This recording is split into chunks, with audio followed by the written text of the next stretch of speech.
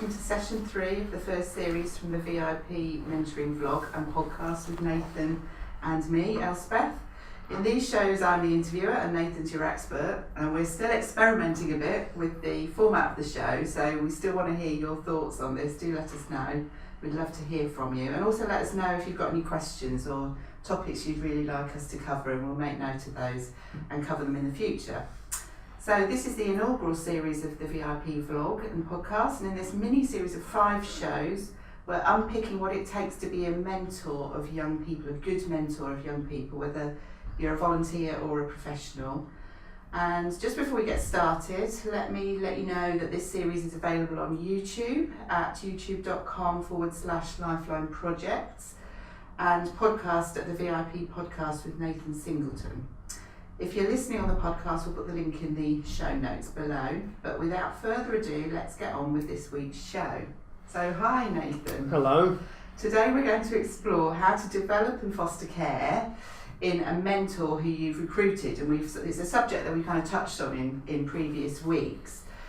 But when you start to work with a mentor for the first time and you've recruited them because you've spotted that they've got a kind of sense of care and compassion for a young person, but you want to hone that care and compassion, how do you do that in your mentor? What's your kind of starting point?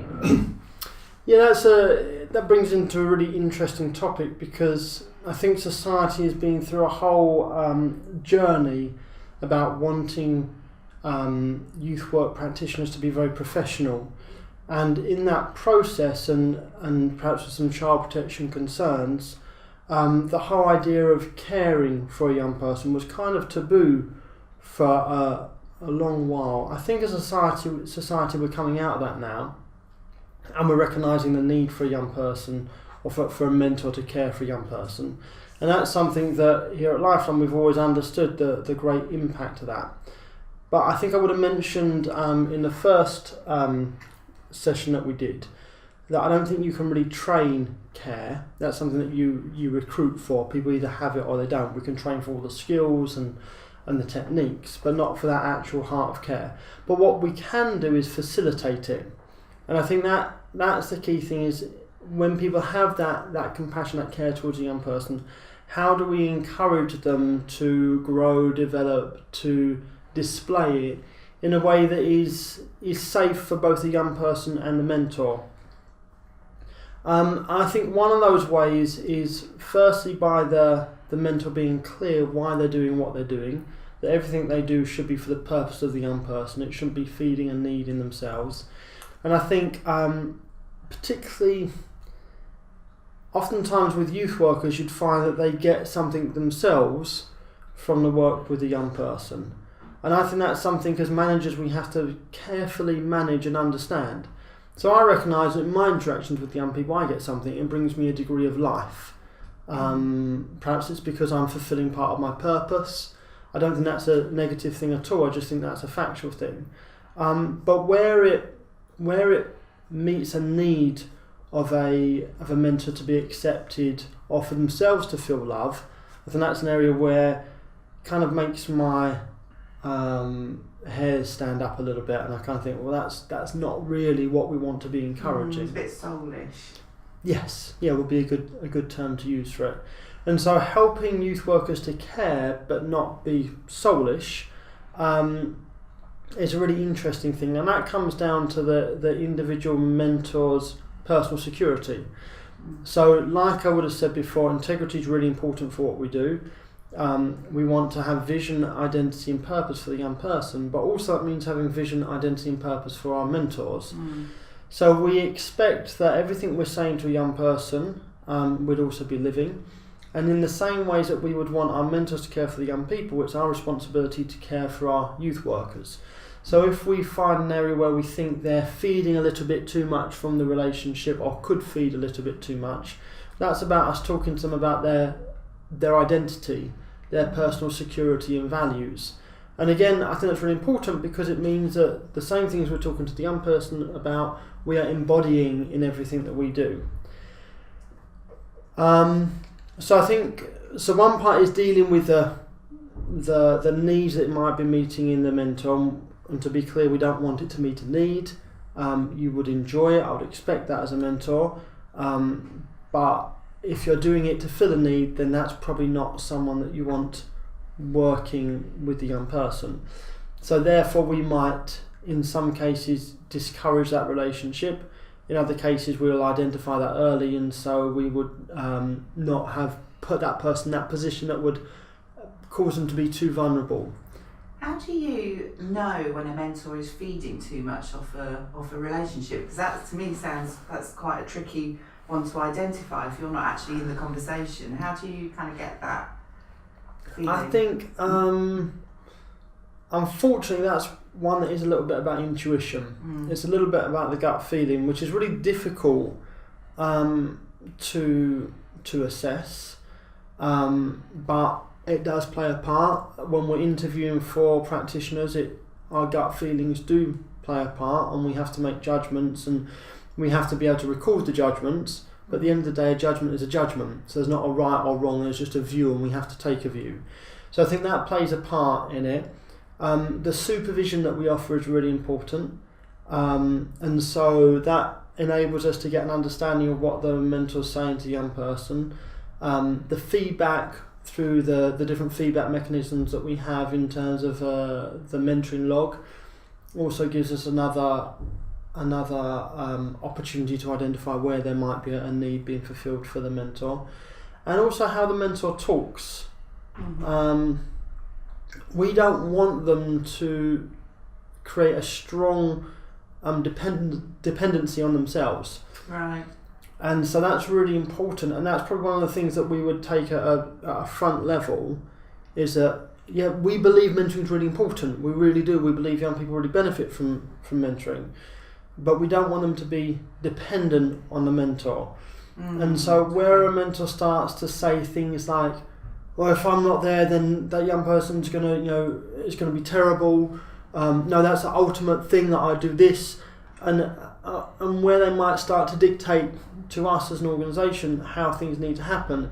That's when I start to feel that maybe it's falling into that meeting a need in them, and there's that kind of that soulish thing. So we'd seek to readdress that through speaking frankly and honestly with the mentor, by offering training, but also talking to them about their own identity and security.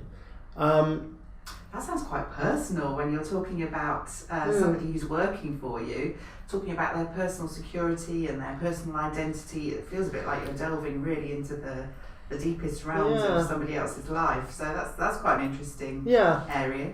I think we are, and I think it's important that we have the license to do that. Otherwise, we're saying, yes, you can do this with a young person, but we can't do this with you. And so again, you come back to that lack of integrity thing. So sometimes mentors won't like that, and that then comes back to about the shared values. Okay. Do you get much kickback from people? Kind of barriers? Sometimes. Yeah.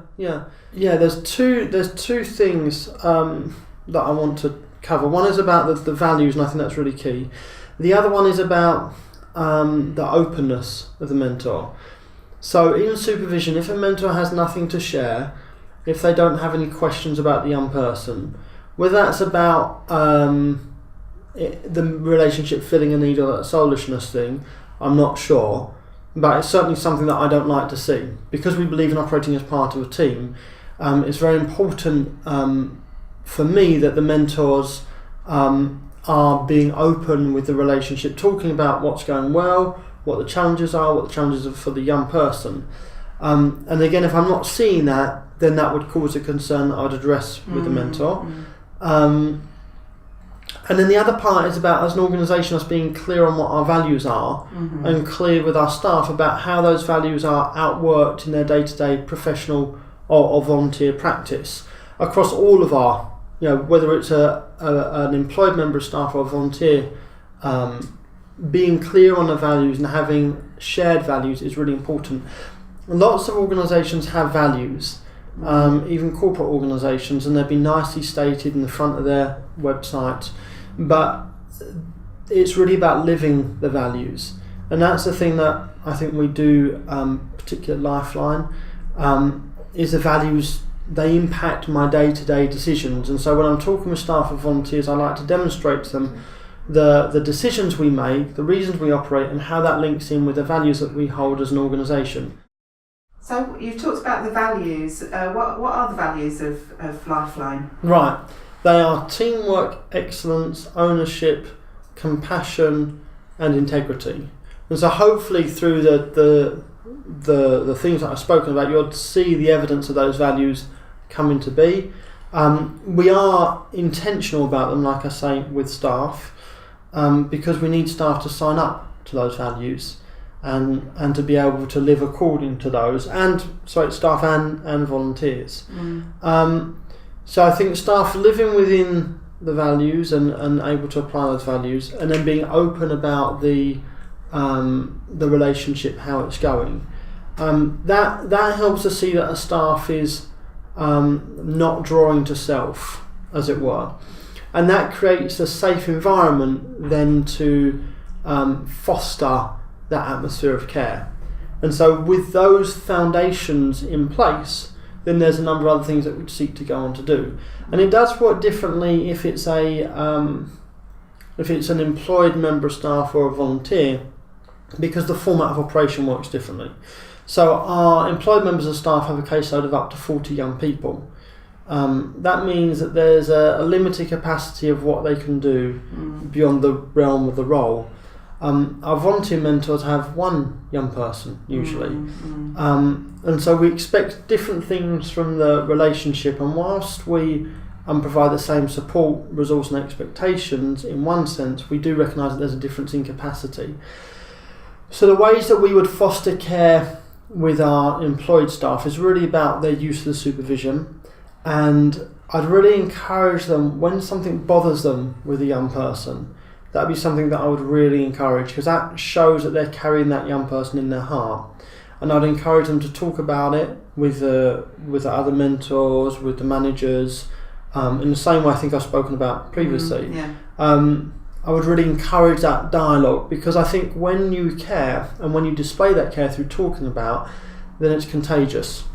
You've talked a lot about supervision this time, so can you describe what does a typical supervision session look like? Is it with one-on-one, or is it in a group? Or so we do it in two ways. We do one-to-one supervision, where it be the manager and the mentor. We get together and talk about their caseload, what's going on, how they're finding it, how the young people are doing. What's really important is we just don't talk about problems, but we talk about areas where we need to see breakthrough. Okay. And what's the difference there then? I think if you just look at problems, you'll come up against safeguarding risks, disputes with teachers. But what we want to help our staff do is realise where can a young person go further. So it's about vision. So it's important, that other stuff like safeguard is obviously incredibly important, but what you're saying is you really want to develop that sense of vision in the young person, but the mentor needs to have it in order to be able to develop it. Right. Yeah. And if vision is easily obtained, then it's not going to stretch the young person. So it's got to be something where you're going to come to some barriers, and there needs to be some frustrations with the mentor about the advance of the young person, because they are carrying the young person, they're coaching the young person, kind of like a sports coach on a 100-metre track. They're shouting, encouraging, giving tips, and you don't always have the answers yourself. So supervision is a place where they can say, this young person their technique isn't what it needs to be, or I know they can go faster, but they're not putting in the time. And so I phoned someone last night about a young person I'm mentoring, just because I was frustrated not seeing the progress that I believe this young person's able to obtain. And so that's that supervision process. Right. So there's the one-to-one element, and then there's the group element of supervision. So we do that both with our volunteers and our staff. I believe our managers, our supervisors have something to offer our mentors, but also I believe that we all have a part to play. If you think about a car, it has many different parts and they all serve a different role. it comes back to the value of team. Yeah. So our group supervision is a similar format. The mentors would bring, the mentees would bring a case, and then rather than just a manager ask questions and bring suggestions, the whole team would do that. And again, that's really important because we recognise each one has a different element of wisdom, a different perspective, a different view. It really is about team, isn't it? Not about hierarchy and kind of position. It really is about team. Yeah. So that's the role that supervision plays, and that happens with our professional employed youth workers and our volunteer youth workers. So we do those same things. We don't necessarily use the term supervision, but that's essentially what it is. And again, there has to be consistency. If we believe we have an approach, then it wouldn't have integrity if we did one thing here and one thing there. So supervision is really important.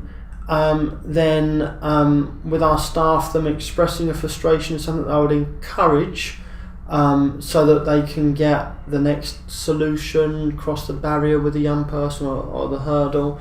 And then looking at what additional programs and services we can offer for a young person. So I really want whatever we're doing to see the limits of what we do, because mentoring is really important, but it's not everything. Yeah. We want to see the young people integrated into communities. We want to see them develop other meaningful, positive relationships. That's why it's important that we're not drawing to ourselves, and it's not a dependency that we create, but an independency. So it sounds like you're wanting to draw each young person into a community of other young people and adults, presumably, who are going to be together a positive and different voice, perhaps, into the communities that they live in. Yeah. I think young people need multiple positive relationships, and the mentor may be one of those relationships.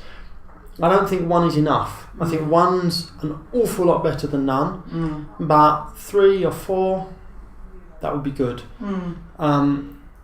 And so we're always looking to see how we can help the young person develop other relationships, whether it be positive relationships with peers, with teachers, with other youth workers they may have, and with parents and aunties, uncles, family, friends. And so one of the important things that we do is to talk to a young person about how those other relationships are going and encourage them to have integrity in those relationships. So encourage them to be honest with those people, to have real conversations with them, because that's what helps the relationships develop. So how do you encourage those relationships to, you've got your relationship with your mentor, and then perhaps you've got other family relationships. It sounds like you want to encourage that relationship with the mentor perhaps to be a bit extended outside of the time. What we really want to see is young people integrated into community. And there's a brilliant YouTube clip which I always use to illustrate this point, which is called Battle at Kruger. Okay, we'll put the link to that in the notes. And what that shows is I think it's a herd of buffalo, and walking around some lake in South Africa. I think it's where Kruger is. It's a national park, I think, isn't it? Thank you. And a couple of the buffalo, wildebeest, whatever they are, some sort of animal, wander off, and little calves there as well. And you see a pack of lions prowling and creeping up. And then the lions pounce, and the buffalo gets split up, and the lions target the calf and take the calf down. But as they take the calf down, they tumble into the lake or the river. And as they try to subdue the calf, then a crocodile comes along, and you get a tug of war between these two animals. Right. It's very dramatic. And then the lions win, they pull the calf out. What you don't see is the buffalo go and get their mates, and then the whole herd comes and starts to surround these lions. Okay. And then they start to pick off with their horns the lions and chase the lions away. And it's lovely because the lions are the baddies and they're getting beaten up. It's really Hollywood, but it's real life. Yeah. And then what happens is the calf that you think perhaps is dead isn't dead, and he then stands up and walks into the middle of the herd. Hey. And in the middle of the herd, he's protected. And so that, to me, that says that young people are safe in community, just like the buffalo. Interesting, yeah. And so one relationship isn't enough. I want to create community. So what we do is look at how we can do that. So those relationships that we might map out are really important. But also giving the young people that we mentor other opportunities to develop community is really key. So with our professional mentoring, we have a holiday program that we run where we are training the young people to then lead, and so that would become its own community expression. Within the volunteer mentors that we have, they many of them are part of communities that are linked to LifeLine, therefore very strong, very secure, and so we encourage other links into those communities. One of the things we do is we encourage the volunteer mentors, if the relationship's working, to get together with another one of the mentors and do something socially with their two mentees. That sounds quite unusual. I don't think I've heard of that before. It's probably a little bit different. It's really safe because adults aren't alone with young people.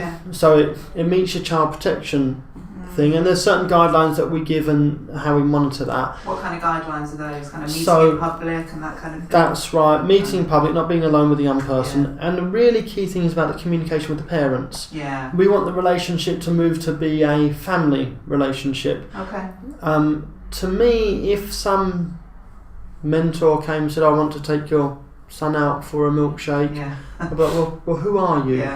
But once I know that person, then it starts to make a bit more sense. And so what we've seen is for the mentors to become mentors of the whole family.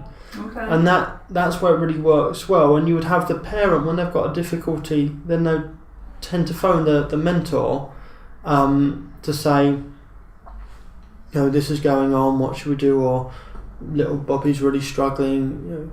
And so you have a partnership approach, which is really important. And we can support the parents, the whole family as well. So that might mean we go to 18th birthday parties or christenings, different family functions we get invited to. Well, I can testify to that since my son has been mentored by mentors in LifeLine. He's having an 18th birthday party this weekend, and his mentors will be there. So there we go. Yeah.